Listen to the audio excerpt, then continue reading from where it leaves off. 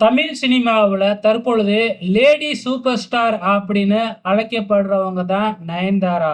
என்னதான் தன்னை ஒரு பிஸியான நடிகை அப்படின்னு தன்னைத்தானே காட்டிக்கொண்டாலும் நயன்தாராவுக்கு சொல்லிக் கொள்ளும் அளவுக்கு பெரிய பட வாய்ப்புகள் எதுவுமே கிடையாது. தற்பொழுது அவங்க ஒரே ஒரு படத்தை தான் நம்பி இருக்கிறாங்க.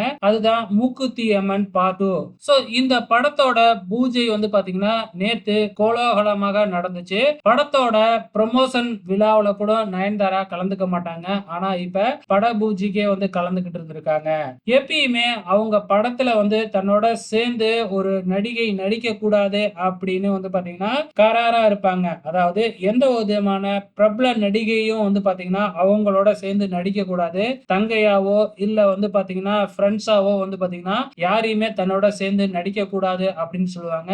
உதாரணமா சொல்லணும் அப்படின்னா குசேலன் படத்துல பாத்தீங்கன்னா மோகன்தாஸ் ஒரு பாட்டுக்கு ஆட போறாங்க அப்படின்னு தெரிஞ்ச உடனே முடியவே முடியாது அப்படின்னு நயன்தாரா மறுத்திருக்கிறாங்க.